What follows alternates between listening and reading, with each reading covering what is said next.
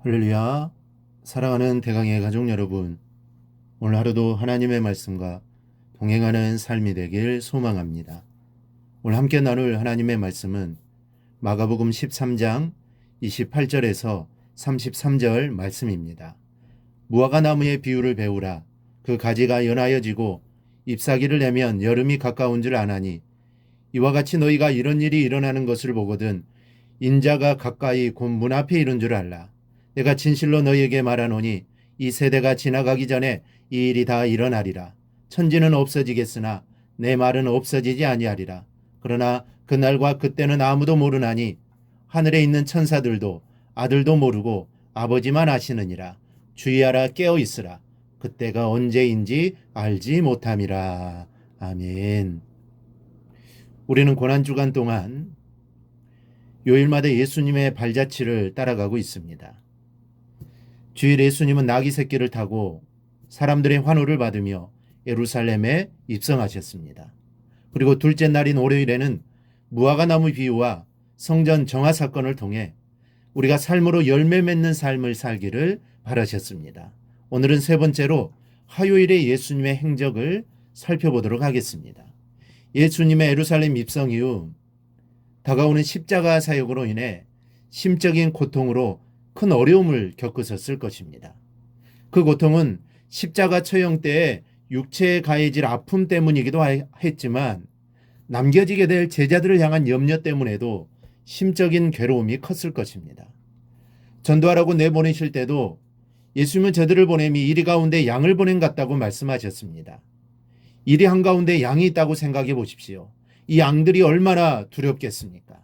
그러니 십자가 사건 후에 남겨질 제자들을 향한 주님의 염려가 얼마나 컸겠습니까? 제자들은 장차 예수님과 복음으로 인해 수많은 핍박과 고난을 받아야 했습니다. 그래서 예수님은 남은 시간 동안 제자들에게 많은 말씀을 통해 격려하고 믿음을 북돋아 주셨습니다. 여러분들이 잘 알고 있는 두 아들의 비유, 혼인잔치의 비유, 열처녀의 비유, 달란트의 비유, 양과 염소의 비유 등이 이날에 주신 것들입니다. 그래서 오늘 이 사건은 예수님께서 비유들을 말씀하시면서 무엇을 원하셨는지 생각해 보고자 합니다. 먼저는 예수님은 제자들이 재림의 약속을 붙잡고 승리하기를 원하셨습니다. 제자들은 앞에서 언급한 대로 십자가 사건 이후에 예수님과 복음 때문에 많은 고난을 받아야 했습니다. 그렇기 때문에 예수님은 제자들이 이러한 고난과 핍박 속에서도 믿음을 잃지 않고 사역할 수 있도록 재림에 대한 확신을 심어주셨습니다. 재림에 대한 소망과 기대야말로 어떠한 고난도 이길 수 있는 근거가 되기 때문입니다. 본문 26절은 이렇게 강조합니다. 그때 인자가 구름을 타고 큰 권능과 영광으로 오는 것을 사람들이 보리라. 예수님은 잠시 떠나가시지만 분명 다시 오실 것입니다. 초림 때처럼 그렇게 초라하게 오시는 것이 아니라 영광과 권세와 권능을 가지고 오실 것입니다. 열처녀의 비유에 나오는 신랑처럼 잔치를 열고 주의 사람들을 찾으실 것입니다. 양과 염소의 비유에 나오는 임금처럼 영광의 보좌에 앉아 영원한 벌과 영생을 판결하실 심판주로 오실 것입니다. 그러니 제자들은 어떠한 역경의 순간에도 다시 오실 주님의 재림을 소망함으로 인내할 수 있었습니다. 그래서 사도 요한은 요한계시록을 다 기록하고 마지막에 마라나타 곧 주 예수여 오시옵소서라고 소망한 것입니다. 예수님의 제자들인 저와 여러분 역시 마찬가지입니다. 주님은 이 땅에 반드시 다시 오실 것입니다. 그때와 시는 알 수 없지만 하나님이 예비하신 때가 되면 오실 것입니다. 그런데 그때는 초림 때와 같이 초라한 모습이 아니라 영광 중에 구름을 타고 오실 것입니다. 아무도 모르게 혼자 오시는 것이 아니라 천사와 함께 모든 사람들이 볼 수 있도록 오실 것입니다. 초대교회 성도들이 핍박과 앞에서 굴하지 않았던 이유가 바로 여기에 있습니다. 죽음 앞에서 목숨을 구걸하지 않았던 이유가 여기에 있습니다. 주님이 다시 오신다는 것입니다. 주님이 다시 오시면 자신들의 눈물을 닦아줄 것이고 위로해 주실 거라는 확신이 있었던 것입니다. 그 확신이 그들을 담대하게 만들었던 것입니다. 우리도 이에 대한 확신이 있어야 합니다. 주님이 이 땅에 다시 오실 거라는 믿음이 있어야 합니다. 그리고 그 영광의 주님을 맞이할 준비를 하며 소망 가운데 우리가 사시기를 바랍니다. 어떠한 어려움에도 어떠한 고난 가운데도 다시 오실 주님을 바라보며 소망 가운데 살아가기를 바랍니다. 둘째로 예수님은 제자들이 재림 때까지 어떻게 살아야 하는가에 대해 알기 원하셨습니다. 제자들은 예수님의 재림 때까지 마냥 기다리고만 있어서는 안 됩니다. 자신들이 할 일을 해야 합니다. 바로 끝까지 복음을 전하며 살아야 합니다. 어떤 민족에게든지 어떤 지위에 있는 사람이든지 하나님의 마음을 가지고 그 일을 감당해야 합니다. 예수님은 달란트의 비유를 통해 충성된 종이 되라고 하십니다. 자신에게 얼마만큼의 달란트가 주어졌느냐가 중요한 것이 아니라 주인이 맡겨주신 것에 충성하라는 것입니다. 왜 나에게 이렇게 적게 주었냐를 따지지 말라는 것입니다. 맡겨주신 것에 감사하며 충성하라고 하십니다. 그리고 나중에 주인과 회개할 때 주인의 즐거움에 참여하라고 말씀하셨습니다. 예수님 본문 34절에서도 종들에게 고난을 주어 각각 사물을 맡긴 주인을 통해 동일한 명령을 주십니다. 가령 사람이 집을 떠나 타국으로 갈 때에 그 종들에게 고난을 주어 각각 사물을 맡기며 문지기에게 깨어 있으라 명함과 같으니, 그러니 종들은 주인으로부터 받은 고난을 자신의 유익이 아닌 맡겨진 사물을 감당하는 일에 써야 하는 것입니다. 이러한 삶이 종의 마땅한 삶입니다.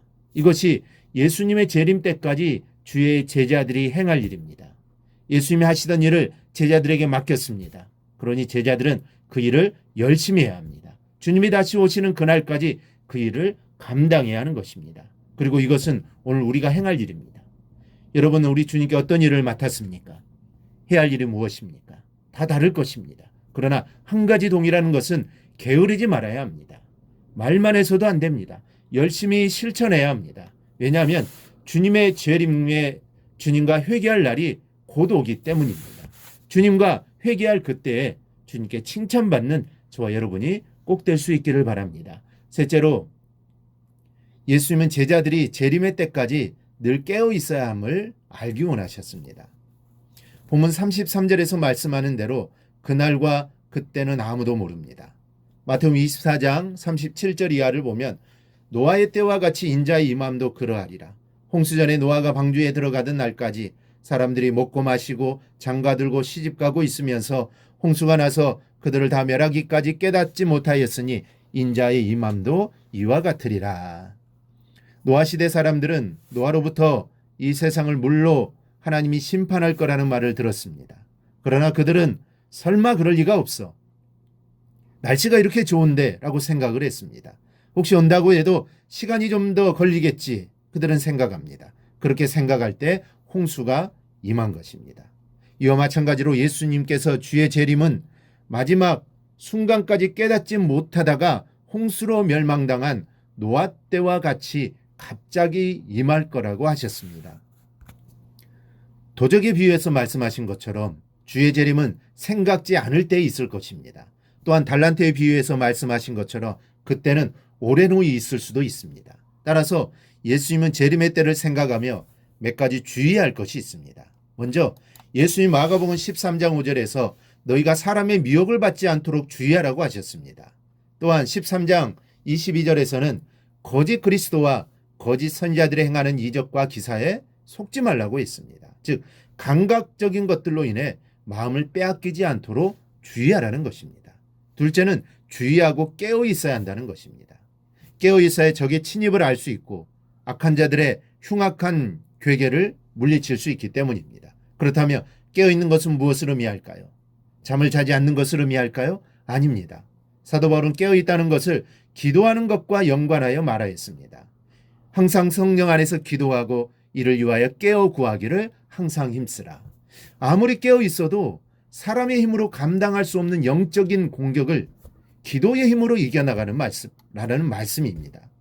요한계시록 16장 15절 이렇게 말씀합니다. 보라 내가 도둑같이 오리니 누구든지 깨어 자기 옷을 지켜 벌거벗고 다니지 아니하며 자기의 부끄러움을 보이지 아니하는 자는 복이 있도다.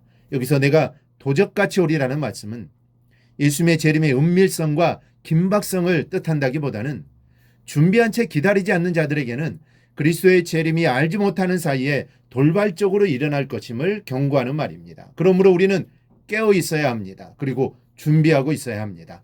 준비한다는 것은 정결한 삶을 유지하라는 것입니다. 이러한 성도가 주의 재림에 참된 감사와 기쁨의 탄성을 바랄 수 있는 것입니다. 우리 모두 모든 성도들이 이같이 복 있는 자들이 꼭 될 수 있기를 주님의 이름으로 축원합니다. 오늘 묵상한 말씀을 굳게 잡고 삶으로 실천하며 살아내는 대강의 모든 성도들이 되기를 축복합니다.